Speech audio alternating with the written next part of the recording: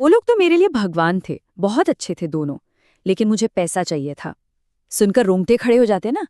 ये अल्फाज हैं एक ऐसे शख्स के जिसने बेहद ठंडे दिमाग से एक खौफनाक घटना को अंजाम दिया, वो भी बिना किसी पछतावे के। आज हम इस पूरे मामले की सच्चाई, इसके पीछे की वजह और इससे जुड़े सभी अहम पहलुओं को समझने की कोशिश करेंगे। आज हम साउथ दिल्ली के कैलाश हिल्स की उस दर्दनाक घटना की गहराई में जाएंगे जिसने पूरे शहर को हिलाकर रख दिया है। हम देखेंगे कि आखिर उस दिन हुआ क्या था, इसके पीछे का मोटिव क्या था और सबसे ज़रूरी बात, अर्बन सेफ्टी यानी शहरी सुरक्षा से जुड़े वो कौन से लेसन्स हैं जो आगे चलकर किसी की भी जान बचा सकते हैं। तो चलिए सबसे पहले बात करते हैं इस कैलाश हिल्स मर्डर केस की। आखिर उस दिन वहां क्या हुआ था? जिस जिंदगी को इतनी बेरहमी से छीन लिया गया, वो सच में कितनी उज्जवल थी। ये एक 22 साल की बेहद होनहार छात्रा थी, एक आईआईटी ग्रेजुएट जो आगे यूपीएससी की तैयारी कर रही थी। इनके पिता एक सीनियर आईआरएस ऑफिसर हैं। देखा जाए तो ये एक ऐसी प्रोफाइल है जो देश के हजारों लाखों युवाओं का सपना होती है। एक ऐसी उम्र जहां सपने आकार ले रहे होते हैं, उसे कितनी आसानी से और कितनी बेरहमी से तोड़ दिया गया। अब दरअसल होता क्या है, दिल्ली जैसे शहर में यूपीएससी एस्पिरेंट्स की वल्नरेबिलिटीज बहुत अलग होती हैं। एक तो पढ़ाई का इतना भारी दबाव और ऊपर से अक्सर छात्र खुद को एक अकेले स्टडी एनवायरनमेंट में बंद कर लेते हैं। जो लोग दूसरे स्टेट से दिल्ली आते हैं उनके लिए यहाँ महंगे किराए और सुरक्षा एक आम चिंता का विषय बनी रहती है। लेकिन इस केस में सबसे दर्दनाक बात पता है क्या है? घर जैसी जगह जिसे हम सबसे सेफ मानते हैं, वहां अचानक हुई इस घुसपैठ ने सब कुछ तबाह कर दिया। अगर हम इस पूरे अपराध के समय चक्र यानी टाइमलाइन की बात करें तो चीजें और भी हैरान करने वाली हैं। पुलिस की जांच और सीसीटीवी फुटेज ने एक एक मिनट का हिसाब पूरी तरह क्लियर कर दिया है। ध्यान दीजिएगा इन टाइमिंग्स पर। सुबह ठीक 6:30 पर आरोपी, जो एक 19 साल का उनका पुराना डोमेस्टिक हेल्प था, कैलाश हिल्स कॉलोनी में एंटर करता है। 6:39 पर वो घर के अंदर घुसता है। और यहाँ एक बहुत बड़ी डिटेल है, उसने कोई दरवाजा नहीं तोड़ा, बल्कि उसने जूतों के रैक के पास छुपी हुई एक स्मार्ट की का इस्तेमाल किया। यानी उसे पहले से पता था कि चाबी कहाँ होती है। और 7:20 पर, मतलब 1 घंटे से भी कम वक्त में वो क्राइम करके निकल जाता है। जब माता पिता जिम गए हुए थे तब ये सब कुछ इतनी तेजी और एक सोचे समझे प्लान के मुताबिक किया गया। इस 1 घंटे के अंदर घर में जो हुआ वो किसी बुरे सपने से कम नहीं था। आरोपी सीधे चौथे माले पर बने स्टडी रूम में जाता है और पैसे मांगता है। जब विक्टिम इसका विरोध करती है और अपने पिता को कॉल करने की कोशिश करती है तो उस पर पानी की बोतल और लैंप से हमला किया जाता है। उसे तब तक मारा जाता है जब तक वो बेहोश नहीं हो जाती। फिर एक मोबाइल की चार्जिंग केबल से उसका गला घोट दिया जाता है और उसका सेक्सुअल असॉल्ट किया जाता है। उसके बाद आरोपी ने जो किया वो उसकी कैलकुलेटिंग सोच को दिखाता है। वो शव को तीसरे माले पर घसीट कर ले जाता है ताकि वहां रखे बायोमेट्रिक लॉकर को खोल सके।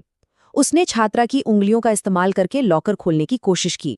जब वो नाकामयाब रहा तो आखिर में एक स्क्रू ड्राइवर से तिजोरी तोड़कर कैश और ज्वेलरी निकाल ली। इसके बाद शुरू होती है पुलिस की मैनहंट, एक जोरदार तलाश जिसने इस आरोपी को पकड़ा। आरोपी ने वहां से बच निकलने के लिए जो तरीके अपनाए वो साफ दिखाते हैं कि वो सच में कितना शातिर और कोल्ड ब्लडेड था। सबसे पहले उसने विक्टिम का आईफोन आकुन पार्क में फेंक दिया ताकि उसकी लोकेशन ट्रैक न हो सके। फिर वो द्वारका के एक ओयो होटल में जाता है और वहां बिना वैलिड आईडी के एंट्री लेने के लिए एक्स्ट्रा पैसे देता है। यही नहीं, अपना हुलिया बदलने के लिए वो ऑनलाइन एक नई टी शर्ट भी ऑर्डर करता है। फोन नेटवर्क का इस्तेमाल करने के बजाय उसने होटल के वाईफाई से इंस्टाग्राम के जरिए अपने एक रिश्तेदार से बात की। और इन सब में सबसे ज्यादा चौंकाने वाली बात पता है क्या है? इस भयानक घटना को अंजाम देने के ठीक बाद जब वो छुप कर बैठा था तो उसने आराम से चिकन करी का मील खाया। ये छोटी सी डिटेल बताती है कि उसे अपने किए पर जरा सा भी पछतावा नहीं था। अब एक बड़ा सवाल ये उठता है कि आखिर उसने ये सब किया क्यों? उसका मोटिव और उसकी मानसिकता थी क्या? 7 लाख रुपए। जी हाँ, आरोपी के ऊपर ऑनलाइन गेमिंग और 3 पत्ती जैसे गेम्स की लत की वजह से करीब 7 लाख रुपए का भारी कर्ज हो चुका था। इसी लत और आसपास के लोगों से लगातार पैसे मांगने की आदत के चलते इस घटना से लगभग 1-1.5 महीने पहले ही इस परिवार ने उसे नौकरी से निकाल दिया था। पैसों की इस भारी भूख और कर्ज ने ही उसे किसी भी हद तक जाने पर मजबूर कर दिया। और जब पुलिस ने उससे इस हैवानियत के बारे में पूछा तो जानते हैं उसका जवाब क्या था? उसने बेहद शांति से कहा, मैं मारना नहीं चाहता था पर हो गया। पुलिस इंटरोगेशन के दौरान उसमें पछतावे का एक कतरा भी नहीं था। उसका ये दावा था कि वो तो सिर्फ चोरी करने आया था, पर जब विक्टिम ने पैसे देने से मना किया और विरोध किया, तब उसने ये सब किया। तो क्या ये सच में सिर्फ एक चोरी थी जो गलत दिशा में चली गई? तथ्य एक दूसरी ही कहानी बताते हैं। इस आरोपी का पहले से ही एक हिंसक इतिहास रहा है। ध्यान दीजिएगा, इस घटना से सिर्फ चंद घंटे पहले उसने राजस्थान के अलवर में एक और महिला के साथ सेक्सुअल असॉल्ट किया था, जिसके बाद वो डर के मारे दिल्ली भाग आया था। और जैसा कि हमने पहले बात की, पुलिस की पूछताछ में उसका व्यवहार एबनॉर्मली शांत था। उसने चोरी या असॉल्ट के लिए किसी भी तरह का रिग्रेट नहीं दिखाया। अब पुलिस उसका एक बेहद गहन क्लिनिकल साइकोलॉजिकल इवैल्यूएशन यानी मनोवैज्ञानिक परीक्षण करवाने की तैयारी कर रही है। ये सारे सबूत क्लियर करते हैं कि ये कोई अनजाने में हुई गलती तो बिल्कुल नहीं थी। इस पूरे केस को समझने के बाद जो सबसे बड़ा और ज़रूरी पहलू निकल कर आता है, वो है बचाव के उपाय और पुलिस वेरिफिकेशन की अहमियत। देखिए, दिल्ली पुलिस के सिटीजन्स चार्टर का मेन ऑब्जेक्टिव सिर्फ तब एक्शन लेना नहीं है जब कोई क्राइम हो जाए, बल्कि कम्युनिटी के साथ मिलकर क्राइम को होने से पहले ही रोकना है। ये चार्टर हमें याद दिलाता है कि पब्लिक और पुलिस के बीच की पार्टनरशिप ही सच्ची सुरक्षा की नींव होती है। ऐसी घटनाओं से बचने के लिए कुछ निर्देश बहुत अहम हैं। जरा उस डिटेल को याद कीजिए जहां आरोपी जूतों के रैक के पास छुपी हुई चाबी से अंदर आया था।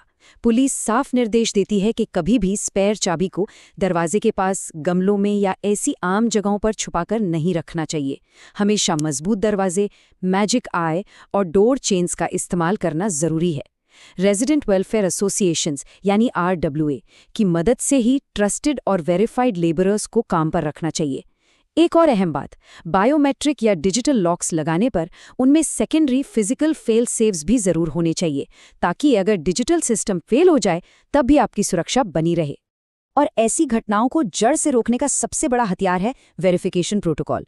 किसी को भी अपने घर में काम पर रखने से पहले ये स्टेप्स फॉलो करना बेहद जरूरी है। पहला, delhipolice.gov.in से domestic help verification form download करें। दूसरा, उस व्यक्ति के सभी पहचान पत्र और पिछले बैकग्राउंड की पूरी जानकारी इकट्ठा करें और उसे सरली वेरीफाई करें। और तीसरा, उस फॉर्म को अपने लोकल पुलिस स्टेशन में तुरंत सबमिट करें। इस बेसिक प्रोसीजर के बिना किसी को भी अपने घर का एक्सेस देना आज के वक्त में किसी बड़े जोखिम से कम नहीं है। आज के इस दौर में जहां ऑनलाइन गैम्बलिंग जैसी डिजिटल लत लोगों को किसी भी हद तक गिरने पर मजबूर कर सकती है, और वही बिना पुलिस वेरिफिकेशन के लोगों को घर का एक्सेस देना ऐसी भयंकर कमजोरियों को जन्म देता है।